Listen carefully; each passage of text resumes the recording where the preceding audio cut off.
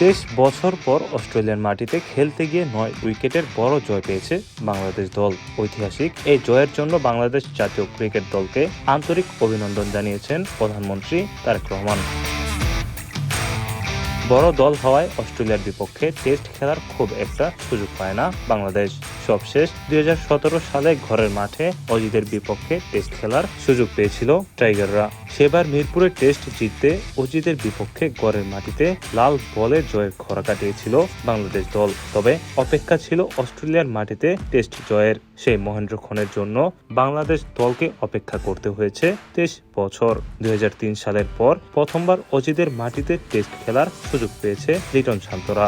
আর এই সুযোগেই বাজিমাত করেছে লাল সবুজের প্রতিনিধিরা। স্বাগতিকদের প্রথম টেস্টে 9 উইকেটে হারিয়েছে শান্ত বাহিনী। ঐতিহাসিক এই জয়ের জন্য বাংলাদেশ জাতীয় ক্রিকেট দলকে আন্তরিক অভিনন্দন জানিয়েছেন প্রধানমন্ত্রী তারেক রহমান। ম্যাচ শেষ হওয়ার পর প্রধানমন্ত্রী বাংলাদেশ দলের খেলোয়াড়দের সঙ্গে ভিডিও কলে কথা বলেন এবং ঐতিহাসিক জয়ের জন্য তাদের অভিনন্দন জানান। এ সময় প্রধানমন্ত্রী বাংলাদেশের মানুষের পক্ষ থেকেও দলের খেলোয়াড়দের শুভেচ্ছা পৌঁছে দেন। ATV USA sports desk. ATV USA, বিশ্বজুড়ে বাঙালিয়ানা।